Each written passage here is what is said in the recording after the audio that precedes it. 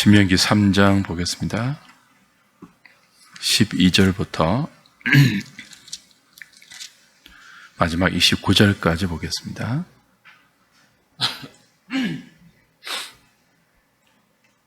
구약성경 264페이지 신명기 3장 12절부터 29절까지 제가 한 절, 여러분이 한 절 교독하겠습니다. 그때 우리가 이 땅을 얻음에 아르논 골짜기 곁에 아로엘에서부터 길르앗 산지 절반과 그 성읍들을 내가 루벤 자손과 갓 자손에게 주었고,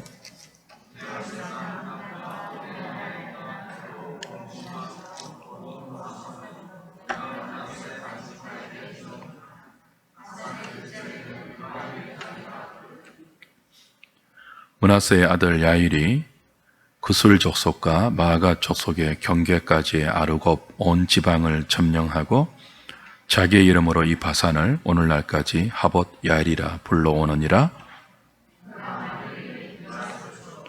루벤 자손과 갓 자손에게는 길앗에서부터 아르논 골짜기까지 주었으되 그 골짜기의 중앙으로 지역을 정하였으니 곧 암몬 자손의 지역 야복강까지며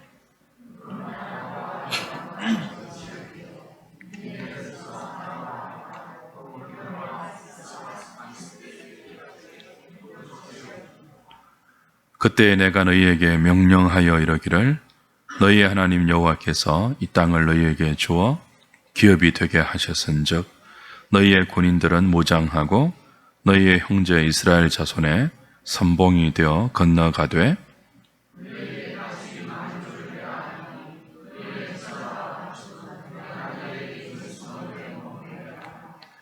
여호와께서 너희에게 주신 것 같이 너희의 형제에게도 안식을 주시리니 그들도 요단 저쪽에서 너희의 하나님 여호와께서 그들에게 주시는 땅을 받아 기업을 삼기에 이르거든 너희는 각기 내가 준 기업으로 돌아갈 것이니라 하고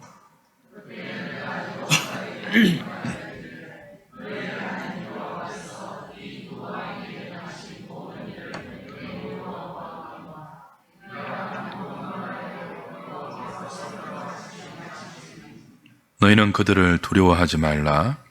너희의 하나님 여호와께서 친히 너희를 위하여 싸우시리라 하였노라.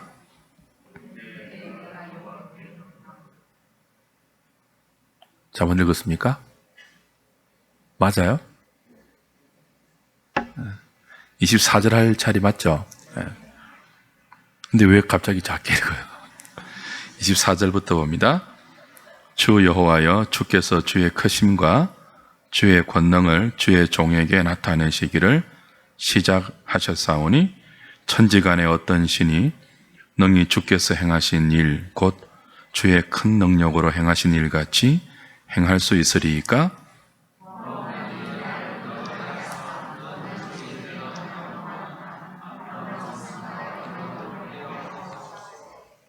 여호와께서 너희 때문에 내게 진노하사 내 말을 듣지 아니하시고 내게 이르시기를 그만해도 족하니 이 일로 다시 내게 말하지 말라.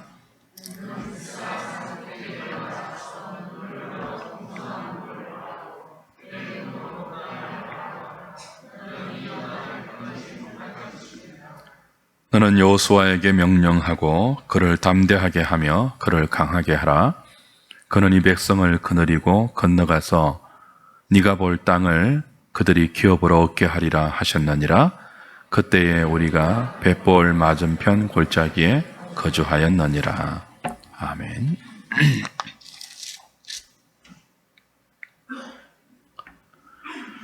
하나님은 요단 동편에 두 나라의 땅, 아모리 왕 시혼의 땅과 바산 왕 옥의 땅을 점령하게 하시고 그 땅을 두 지파 반에게 주었어요. 로벤 지파, 갓 지파, 그리고 므낫세 반 지파에게 기업으로 분배해 주셨죠. 12절부터 오늘 17절까지가 그 내용입니다. 그 모세가 이 두 지파 반에게 요단 동편에 이 땅을 기업으로 분배해 줄 때 조건이 있었죠. 이미 우리가 민수기 할 때 다 확인한 바인데요. 어떤 조건입니까? 비록 그 땅을 그들의 기업으로 분배해 주었지만 가나안 정복 전쟁에 이 두 지파 반의 20세 이상의 그 장정들이 함께 참여해서 그 가나안 정복 전쟁을 다 마치고 나머지 9지파 반의 땅 분배가 이루어지고 나면 그때 그 전쟁에 참여했던 이들이 지금 분배받은 요단강 동편 이 땅으로 돌아올 수 있다. 이렇게 조건을 붙였죠. 그게 18절, 19절, 20절의 내용이고요. 이어서 21절, 22절에 모세는 그 이스라엘을 향한 하나님의 약속을 여호수아에게 전달합니다. 강하라, 담대하라, 두려워하지 말라. 하나님이 친히 너희들과 함께 하시면서 방금 이 두 왕과의 싸움에서 승리를 주신 것처럼 앞으로 가나안 정복 전쟁도 친히 여호와께서 싸워 주실 것이다. 그러니 두려워하지 말라. 약속을 여호수아에게 전달합니다. 지난주에 우리는 하나님께서 허락하신 이 두 왕과의 싸움 그리고 그 승리 어떤 의미가 있다고 확인했죠? 예고편의 의미가 있다고 했죠. 맞배기의 의미가 있었어요. 그 본편은 뭡니까? 가나안 땅을 기업으로 얻는 거예요.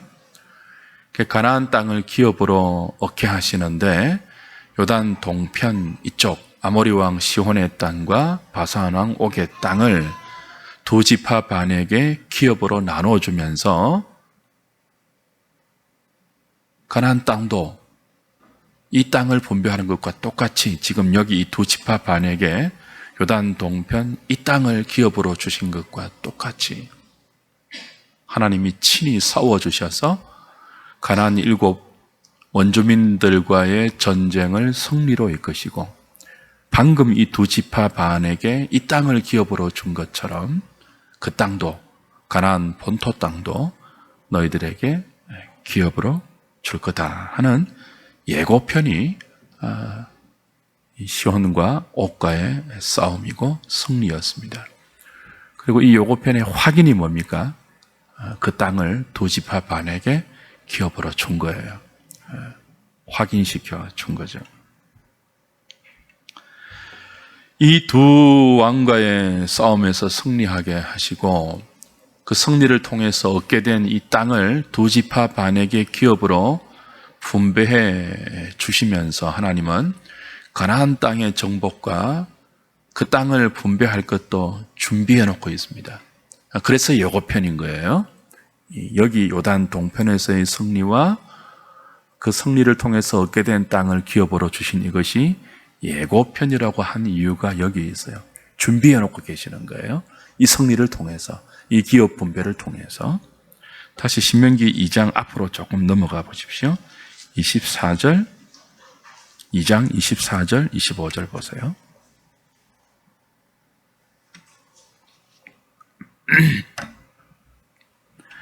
너희는 일어나 행진하여 아르논 골짜기를 건너라. 내가 헤스본 왕 아모리 사람 시혼과 그의 땅을 내 손에 넘겼은즉 이제 더불어 싸워서 그 땅을 차지하라. 시혼과 싸움을 명령하시죠. 내가 함께 하겠다. 이 땅을 너희 손에 넘겨주었다. 싸워서 차지하라 그러면서 하나님 뭐라고 하십니까? 25절에 오늘부터라고 해요. 그러니까 하나님이 이 아모리 왕 시혼, 이건 뭐 바산 왕 옥과의 싸움도 동일해요. 이 두 왕과의 싸움을 통해서 오늘부터 이 일을 하신다는 거예요. 어떤 일이에요? 내가 천하 만민이 너를 무서워하며 너를 두려워하게 하겠다. 무엇을 통해서요? 이 싸움을 통해서. 그리고 말도 안 되는 승리를 통해서 이스라엘에게 함께 하시는 여호와 하나님을 알릴 것이고 그 여호와 하나님의 백성된 이스라엘이 천하 만민의 두려움거리가 되게 하겠다. 그 일을 하신다는 거예요. 그들이 내 명성을 듣고 떨게 하겠다 그럽니다. 너로 말미암아 근심하게 하겠다 그럽니다. 이 일을 하나님이 이 두 왕과의 싸움을 통해서 시작하시고 그걸 통해서 뭘 준비시키는 거예요? 가나안 정복 전쟁을 준비시키는 거예요. 정말 이 전쟁을 통해서 천하 만민이 이스라엘을 두려워하게 되었을까요? 그랬죠? 여호수아 2장 보십시오. 넘어가셔서 여호수아 2장입니다.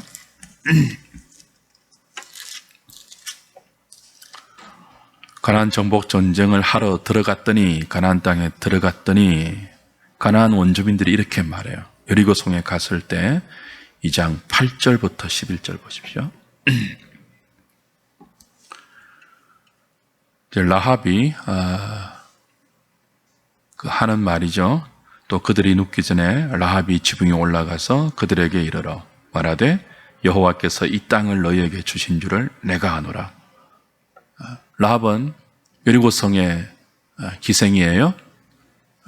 가나안 원주민이에요. 근데 이 그녀를, 이 사람을, 이 여인을 통해서 이런 고백을 들려주시는 거예요. 가나안 땅 원주민의 고백을 들려주시는 거예요. 우리가 너희를 심히 두려워하고 이 땅 주민들이 다 그랬습니다. 너희 앞에서 간담이 녹나니, 간과 쓸개가 녹았다. 너희들 때문에.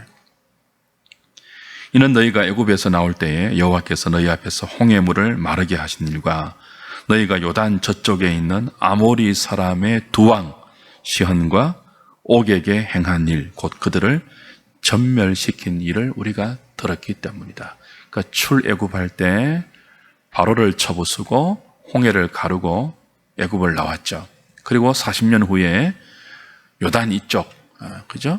아모리 왕 시헌과 바산 왕 옥을 격파한 그 일을 듣고 그들의 간과 쓸개가 다 녹았다는 거예요.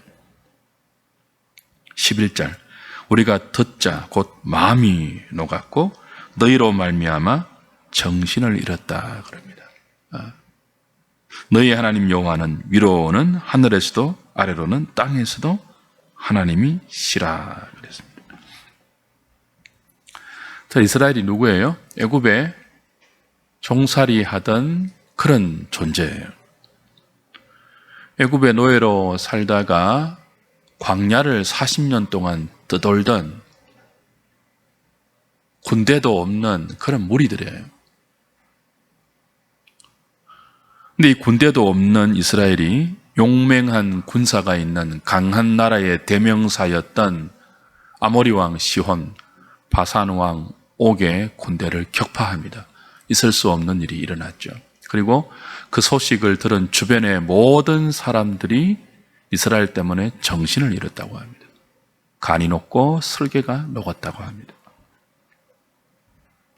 준비해 놓으신 거예요, 하나님께서. 가나안 땅에 들어가서 전쟁을 해야 됩니다. 전쟁은 곧 군인들의 사기다 이런 말이 있잖아요. 전쟁을 하는 사람들이 이미 전의가 상실되어 있단 말이에요. 간담이 녹았어요. 마음이 녹았어요. 그런 마음으로 무슨 전쟁을 하겠습니까? 그러니 그냥 들어가서 하나님이 시키는 대로 싸우면 돼요. 그러니까 승리가 예약된, 승리가 확보된 전쟁이 출애굽 2세대가 이제 요단을 건너 여리고를 필두로 해서 가나안을 정복하는 가나안 정복 전쟁이에요. 이 일을 두 왕 시혼과 옥과의 이 싸움을 통해서 하나님이 미리 준비해 놓고 있는 거예요. 그들의 마음을 다 녹여 놓고 있는 거죠. 그러면서 말씀하십니다. 내가 친히 너희들과 함께 할 것이고 너희를 위해서 내가 친히 싸워주겠다. 그렇죠? 지금 사람의 눈에는 보이지 않지만 하나님이 친히 가나안 원주민들과 이미 마음의 전쟁을 하고 계시고 그들의 항복을 뭐 하고 있습니까? 받아놓고 있잖아요. 마음이 다 녹았잖아요. 정신을 다 잃었다고 하잖아요. 하나님이 하신 일이에요. 하나님이 친히 하신 일이에요. 승리가 확보된 전쟁이에요. 그래서 뭐 하라고 하시죠? 두려워하지 말라고 하십니다. 담대하라고 하십니다. 40년 전에 그 조상들이 뭐라고 했죠? 이들은 자이언트다, 거인들이다, 철병거를 가지고 있다. 이들의 성은 너무나 견고하다. 그들에 비하면 우리는 메뚜기다 그랬거든요. 우리는 바풀떼기다 그랬거든요. 그러면서 들어가기를 거부했잖아요. 두려워하면서. 근데 하나님 어떻게 하십니까? 친히 너희를 위해서 내가 싸울 것이고 그 싸움의 예고편이 말도 되지 않는 승리를 경험한 아모리 왕 시혼과의 싸움이고 바산 왕 옥과의 싸움이다. 이 두 싸움의 소식을 듣고 가나안 원주민들도 이미 마음이 녹아있다. 두려워할 필요가 없다. 담대하라. 내가 친히 너희들과 함께 할 것이고 친히 너희를 위해서 내가 싸운다. 그렇게 약속하시죠. 오늘 저와 여러분도 믿음으로 하나님 말씀에 순종하면서 살아야 하는데 사실은 이 믿음의 삶이 영적 전쟁이잖아요. 근데 영적 전쟁은 이미 뭐예요? 승리가 확보된 싸움이에요. 우리는 보잘것없어 보이고 세상은 너무나 커서 말씀에 순종해서 말씀대로 사는 것이 계란으로 바위를 치는 것처럼 보이지만 계란으로 바위를 쳐보면요 바위가 깨트려진다고요. 이미 바위에 검이 나 있어요. 왜요? 하나님이 친히 우리를 위해서 싸워주시는 싸움이거든요. 그게 믿음으로 사는 우리의 비밀이에요. 두려워하면 안 돼요. 눈에 볼 때는 세상이 거대해 보이죠. 우리는 초라해 보이죠. 세상 사람들은 너무나 독하게 마음을 무장해서 찔러도 피 한 방울 나올 것 같지 않아 보이죠. 거기에 비해서 유순한 양처럼 보이는 우리는 너무 어리석어 보이고 감히 싸움이 되지 않을 것처럼 보이죠. 그러나 말씀에 순종해서 거룩한 믿음의 삶을 살면 그 걸음에 우리만 있는 게 아니에요. 여호와가 함께 하시죠. 여호와가 친히 우리를 위해서 싸워주시죠. 두려워하지 말라고 하십니다. 하나님이 준비해 놓으신 이 일을 보십시오. 천하 만민이 두려워한다고 해요. 이스라엘 때문에. 지금도 우리 하나님께서 저와 여러분들을 위해서 준비해 놓으신 것이 너무나 많아요. 준비해 놓고 믿음으로 살라고 하십니다. 준비도 안 해놓고 공 뭐라고 하죠 이거? 공연불이라 합니까? 공수포를 던지면서 우리에게 믿음으로 살라고 하시는 분이 아니에요. 그런 하나님이라면 믿을 필요가 없죠. 근데 하나님은 우리가 믿음으로 살 때 우리에게 허락되는 모든 것들을 친히 준비해 놓으시고 두려워하지 말라고 하시면서 믿음으로 싸우라고 하세요. 죄와 더불어 싸우라고 하세요. 거룩한 삶을 살아내라고 하세요. 승리가 준비되어 있다고 하십니다. 우리가 그렇게 거룩하게 살 때 육체의 소욕에 순종하지 않고 말씀에 순종하며 성령의 소욕에 순종하여 살면 하나님께서 친히 준비해 놓으신 은혜가 너무나 많다고 하십니다. 근데 그걸 믿지 못하고 세상이 두려워서 하나님 말씀에 불순종하고 거룩하게 사는 것을 포기하고 죄와 더불어 피 흘리기까지 싸우는 영적 전투를 포기하면 그보다 안타까운 일이 어디 있겠습니까? 이 저녁에 하나님이 친히 우리와 함께 하시면서 친히 우리를 위해서 싸워주신다는 이 약속을 믿고 담대함을 가지고 주저함 없이 두려움 없이 말씀에 순종하는 삶을 한 걸음 내디딜 수 있는 저와 여러분 될 수 있기를 주님의 이름으로 축복합니다. 그 다음 단락은 자신도 가나안에 들어가게 해달라는 모세의 기도입니다. 그리고 그 기도에 거절로 응답하시는 하나님의 응답이에요. 23절, 24절, 25절 한번 보시겠습니다. 신명기 3장 23절부터 이제 모세의 기도가 시작되어요. 그때 내가 여호와께 간구하기를 그랬죠. 그때가 언제일까요? 이제 이 두 왕과의 싸움에서 승리하고 나서 친히 여호와가 우리와 함께 하신다는 사실을 확인하고 나서 그리고 가나안 정복 정전도 친히 여호와께서 싸워주신다는 약속을 받고 나서 그때예요. 그때 모세가 하나님께 기도합니다. 이렇게 기도해요. 24절 주 여호와여 주께서 주의 크심과 주의 권능을 주의 종에게 나타내기를 시작하셨사오니. 자, 이 두 왕과의 싸움을 통해서 모세는 무엇을 경험했죠? 주의 크심, 주의 권능을 다시 맛보았습니다. 말도 되지 않는 승리였거든요. 천지간의 어떤 신이 능히 주께서 행하신 일, 곧 주의 큰 능력으로 행하신 일 같이 행할 수 있겠습니까? 그 놀라운 승리를 맛본 거예요. 여호와의 여호와 되심을 아모리 왕 시온과의 싸움에서 승리를 통해서 맛보고 바산 왕 옥과의 싸움에서 승리하고 나서 모세가 이 고백을 하는 거죠. 천지의 어떤 신이 이런 승리를 우리에게 줄 수 있습니까? 주의 종에게 하나님이 이 일을 경험하게 하셨고 주의 종의 두 눈으로 여호와가 친히 우리와 싸워주신다는 사실을 목도하게 하셨습니다. 찬송받기에 합당합니다. 하나님을 찬송하죠. 그리고 어떻게 기도합니까? 25절 구하옵나니 그러니 하나님 내가 구합니다. 내가 다시 주의 권능을 보았고 주님의 손으로 하신 일을 친히 목격했습니다. 내 마음이 고양되었고 심히 고치되어서 주님이 행하신 일을 더 큰 일, 이게 예고편이라고 했잖아요. 예고편. 본편이 뭐예요? 가나안 정복 전쟁이거든요. 뭘 구하죠? 예고편을 보고도 내 마음이 이렇게 고양되는데 주여 나로 하여금 뭐예요? 본편도 보게 해 주십시오. 맛보기만 보고 가라고 하지 마시고 모세님이 못 들어간다는 거 알고 있잖아요. 그죠? 본편도 보게 해주세요. 그 아름다운 땅, 가나안도, 그 레바논도 이 주님이 행하시는 놀라운 일을 통해서 우리에게 기업으로 주실 그 땅을 나도 건너가서 보게 해 주십시오. 간구하는 거죠.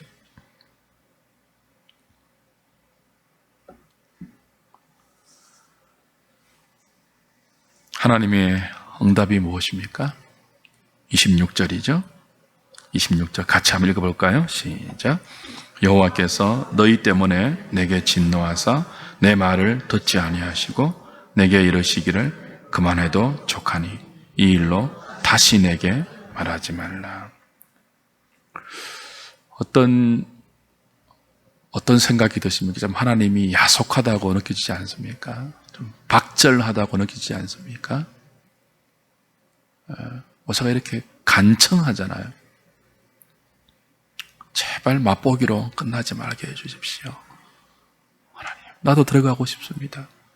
내가 지은 죄가 있지만 용서하시고 나도 들어가고 싶습니다. 그 땅에. 주의 종의 눈으로 이 놀라운 주의 권능을 보게 하셨는데 예고편으로 보여주셨는데 맛보기로 맛보게 하셨는데 맛배기로 거기서 그치지 말고 함께 건너가게 해주십시오. 자신이 지금까지 하나님 손에 붙잡혀서 이 완악한 주의 백성들을 이끌고 40년 동안 광야를 행진하면서 모세의 마음이 얼마나 많이 상했겠습니까?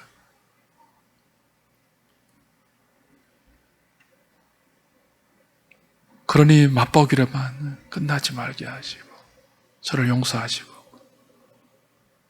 좀 건너갈 수 있게 허락해 주십시오. 이 간절한 기도에 하나님 어떻게 하신다고요? 단칼에 거절하세요. 그만해라 이렇게 하세요. 그만해. 너는 여기까지로 좋게 그러시거든요. 다시는 기도하지 마. 그거로 박절하지 않습니까? 야속하지 않습니까? 왜 하나님이 모세의 간절한 요청을 거절하실까요? 그것도 단호하게 거절하실까요? 우리가 이미 민수기 20장 할 때 배웠는데요. 민수기 20장에서 이스라엘 백성들이 다시 불평했죠. 뭐 때문에 불평했습니까? 물 때문에. 물이 없다고. 머리밭 사건이 일어났죠. 그래서 모세가 너무 속이 상해서 이들에게 화를 내었죠. 하나님은 이들에게 반석을 명하여 물을 내라 했거든요. 그러니까 이들이 어떻게 원망했는가 하면 하나님을 멸시했잖아요. 그 모세가 하나님 마음을 대변하는 선지자인데 하나님 멸시하니까 너무 화가 났어요. 그래서 하나님은 이 백성을 위해서 반석을 명하여 물을 내라고 했는데 모세가 어떻게 했죠? 우리가 너희를 위하여 물을 내랴 하면서 지팡이로 반석을 2번 쳤죠. 그리고 하나님이 이 사건을 어떻게 하십니까? 네가 이스라엘의 목전에서 나의 거룩하심을 나타내지 않았다. 너는 이 일로 가나안 땅에 못 들어간다 그랬습니다. 아니 반석을 2번 친 게 뭐이 그리 큰 죄라고? 그렇게 고생하고 그렇게 하나님 마음을 대변하고 그렇게 이 백성을 하나님께 중보하면서 여기까지 인도해온 이 모세의 이 간절한 요청도 단칼에 거부하시고 그게 뭐이 그리 큰 죄라고 됐다 그렇게 하실까요? 우리에게 얼마나 큰 죄인 줄을 확인한 거 기억나십니까? 고린도 전서 10장 가면요 10장 1절부터 4절까지 바울이 이 머리밭 사건을 주석을 하면서 반석을 그리스도라고 주석을 해요. 그리고 이 반석을 신령한 반석 곧 그리스도다 그렇게 말하면서 이 반석에서 터져 나오는 생수를 그리스도가 우리에게 주시는 신령한 음료 그렇게 소개해요. 주석해요. 예수님이 이렇게 말했잖아요. 요한복음에서 너희는 내게 와서 마셔라 그랬잖아요. 그 예수님 우리의 생명의 양식이고 생명의 물이시거든요. 내가 주는 물은 너희가 이 땅에서 마시는 물과 같이 아니하리니 내 배에서 곧 생수의 강이 흘러넘치리라 그랬거든요. 그 예수님은 십자가를 통해서 신령한 음료, 당신의 피를 우리에게 신령한 생수로 마시게 내어주시는 분이고 당신의 살을 우리의 생명의 양식으로 내어주시는 분이에요.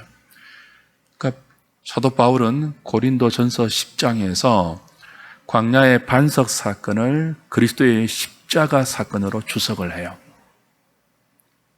이 십자가에서 피를 흘려 물과 피를 흘려서 우리의 죄를 속하시고 우리에게 생수를 주시는 그것이 바로 이 광야에서 반석을 쳐서 물을 내시는 이 사건이고 이 사건은 그리스도의 십자가 사건을 예표하는 사인 표적이에요.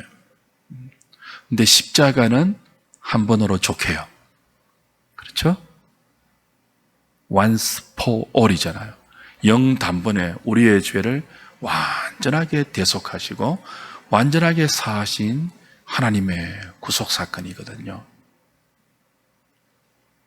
그래서 2번째 물이 없다고 불평할 때 하나님은 반석을 치라고 하지 않았습니다. 반석을 치는 것은 바울이 어떻게 주석했습니까? 그리스도의 몸이 깨트려지는 것으로 주석을 했잖아요. 그리스도의 몸이 깨트려지는 것은 십자가 사건이란 말이에요.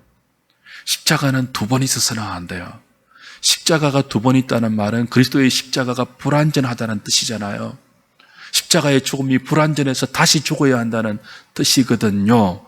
그래서 십자가를 2번 칠 수는 없는 거예요. 2번째 반석에서 물을 낼 때는 뭐합니까? 반석을 명하여 물을 내라 그럽니다. 첫 번째는요, 반석을 쳐서 물을 내었거든요. 2번째는요, 반석을 명하여 물을 내라고 했는데 모세가 어떻게 합니까?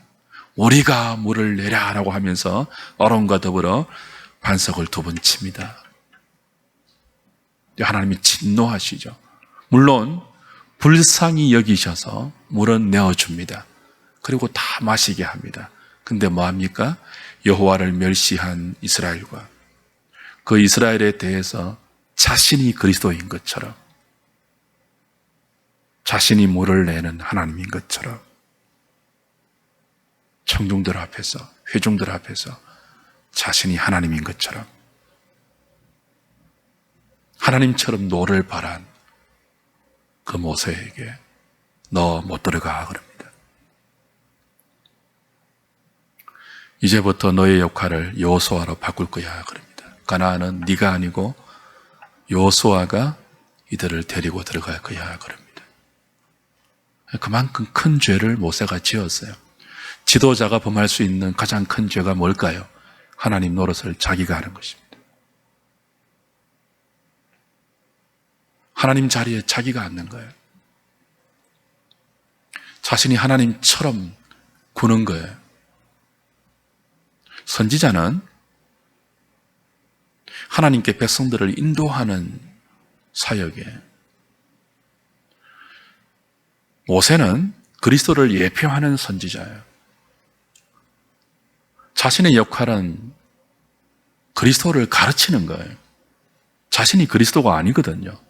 근데 머리바 사건 때 모세는 자신이 그리스도인 것처럼 굴었습니다. 엄청난 죄를 지었습니다. 지도자가 지을 수 있는 가장 큰 죄가 그거예요.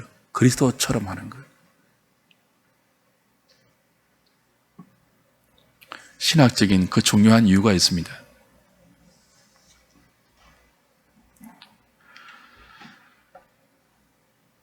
그래서 이스라엘 백성을 대표해서 모세는 가나안에 들어가지 못하는 역할을 맡고 그 일로 이스라엘 전체에게 하나님은 경고하시죠. 사람이 하나님 자리에 앉으려고 하는 이상 더 이상 은혜를 베풀 수 없다. 이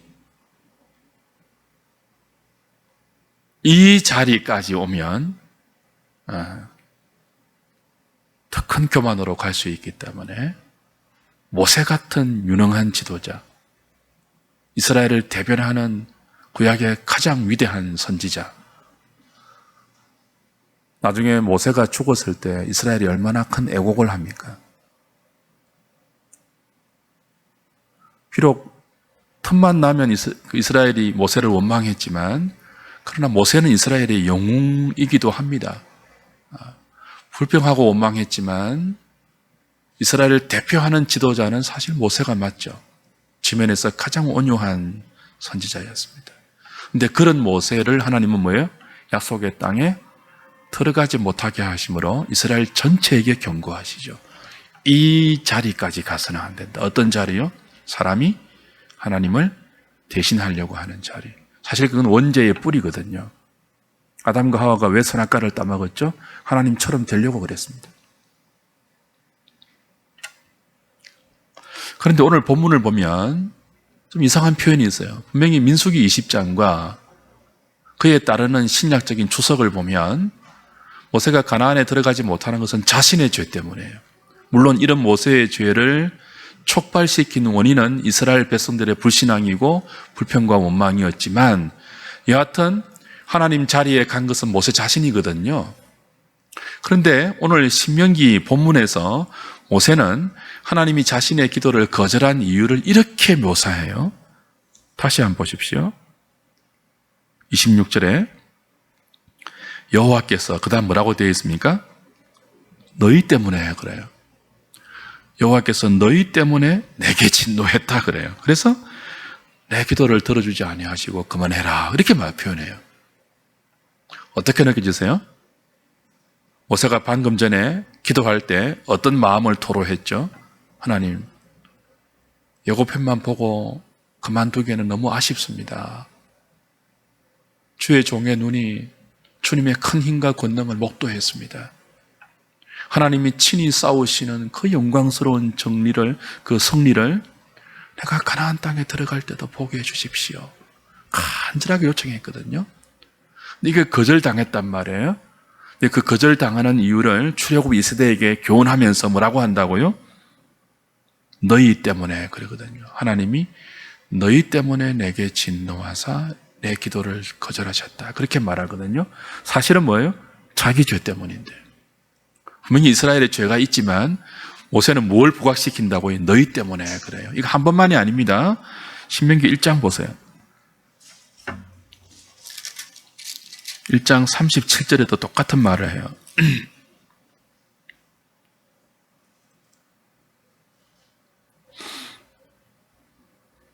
가데스 바네아에서 10명의 정탐꾼들이 보고한 그 보고를 듣고 그들이 들어가지 않으려고 해서 1세대가 다 들어가지 못하지 않습니까? 근데 그때도 모세가 이 사건을 출애굽 2세대에게 설명하면서 뭐라고 합니까? 37절 여호와께서 너희 때문에 내게도 진노하사 너도 그리로 들어가 이렇게 말하거든요. 여기도 뭐예요? 너희 때문에 그럽니다. 너희 때문에. 그럼 나중에 4장 가보십시오. 4장 21절 보세요.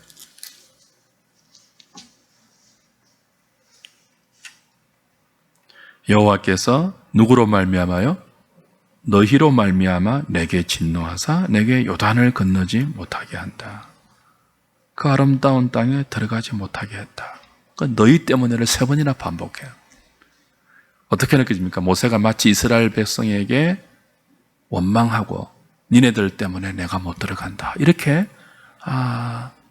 말하는 것처럼 느껴지지 않습니까? 근데 그렇게 느껴지지만 사실은 탓하는 게 아니에요. 그들을 원망하는 게 아니고 그들을 깨우는 거예요. 그들을 교훈하는 거예요. 너희 때문에 여호와가 내게 진노해서 나로 하여금 그 아름다운 땅에 들어가지 못하게 했다를 자꾸 너희로 말미암아 너희 때문에 너희 용고로 이렇게 반복하는 것은 너희를 일깨우는 거예요. 너희의 완악함, 너희의 불순종. 그래서 나로 하여금 이 무서운 죄를 짓도록 하게 한 그 너희, 그러니까 이스라엘의 이 죄와 모세가 가나안에 들어가지 못하는 것은 분리된 게 아니에요. 하나님은 이 둘을 함께 엮어서 너희 때문에 하나님이 모세에게 진노하여 너희의 대표인 모세가 1세대와 더불어서 광야에서 죽는 역할을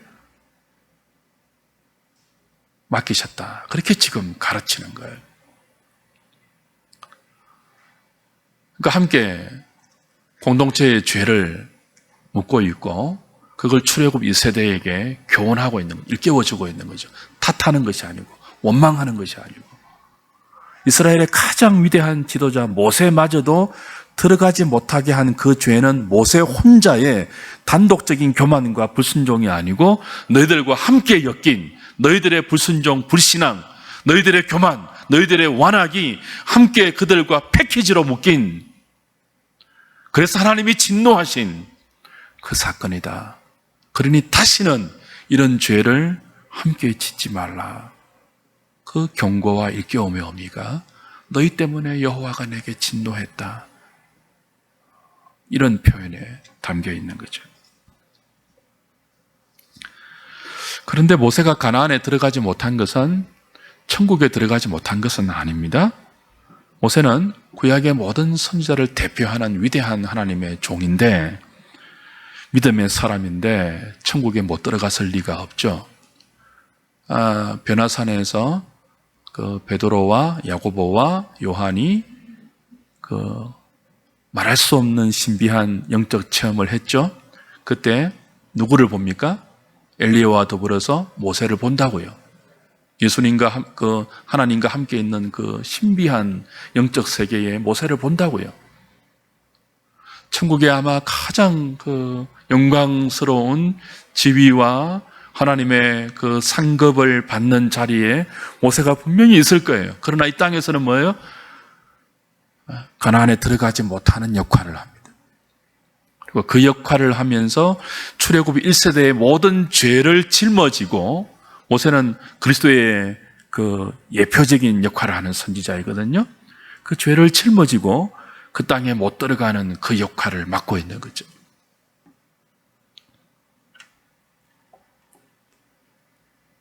하나님 모세에게 이렇게 말씀하십니다.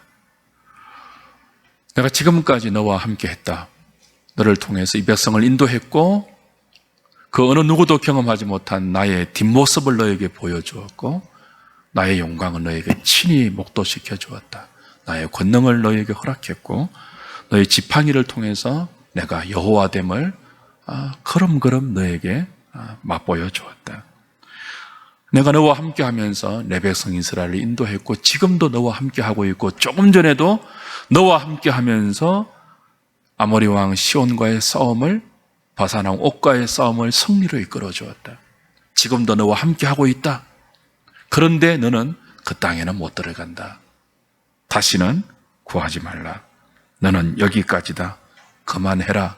여기까지로 족하다. 그렇게 말씀하세요. 야박한 것 아닙니다, 여러분. 하나님이 박절한 것 아닙니다. 하나님 너무하신다 그렇게 생각하지 마세요. 하나님은 이미 족한 은혜를 모세에게 주셨어요. 지금도 모세에게 족한 은혜를 주고 계세요. 그 누구도 경험하지 못했던 가장 좋은 은혜를 하나님 모세에게만은 허락해 주셨어요. 시내산에서 그 긴밀한 인생이 경험할 수 있는 가장 긴밀한 하나님 체험을 모세에게 하나님이 친히 허락해 주셨다고.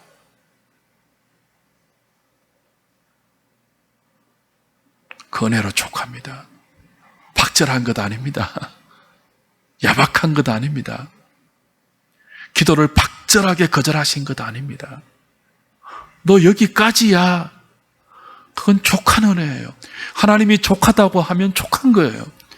너 여기까지 충분해 하면요, 하나님이 충분하다고 하면 충분한 거예요. 거절하셔도 족한 거예요. 거절하셔도 충분한 거예요. 그 하나님이 선하신 분이라고요.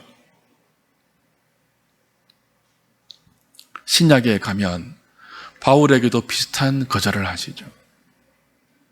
바울이 육체의 가치가 있어서 3번이나 구했잖아요. 간절히 구했잖아요. 그때 하나님 바울에게 뭐라고 하십니까? 그만해라. 똑같이 하십니다. 그만해라. 네 은혜가 내게 족하다 그랬습니다. 하나님이 족하다고 하면 족한 것입니다.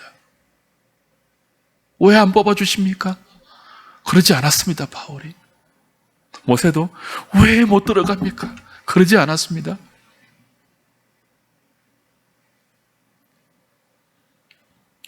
거기까지인 거죠. 모세의 역할이.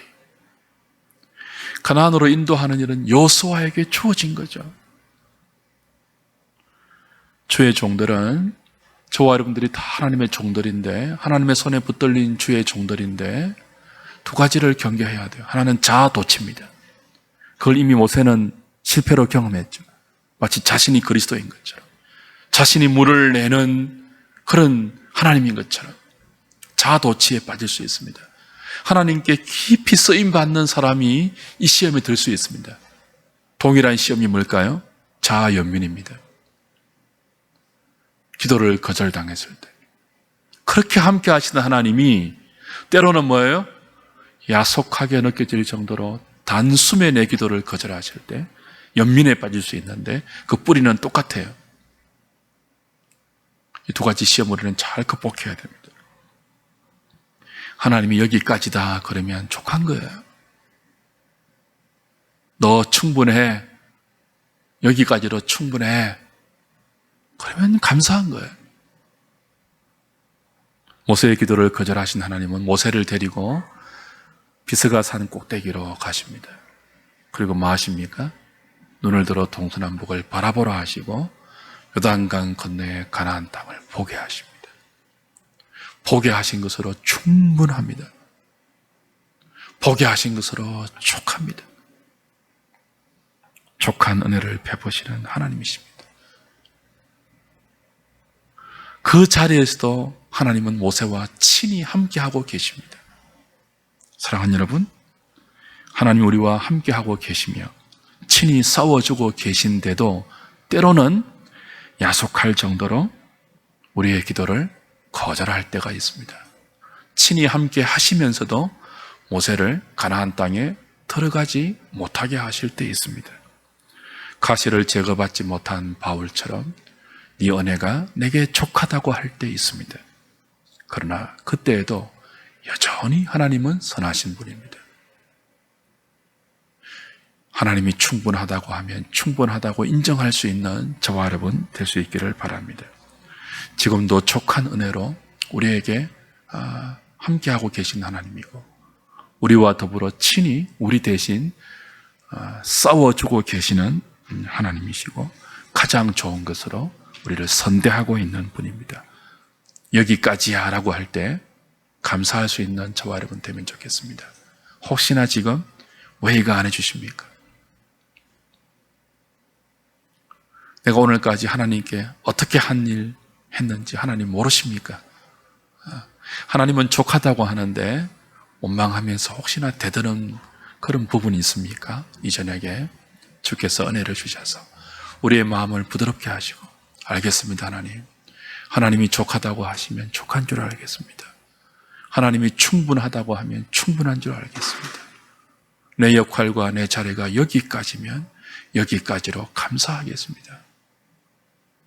그 마음으로 그 고백으로 하나님께 나아가는 저와 여러분 될 수 있기를 주님의 이름으로 부탁드립니다.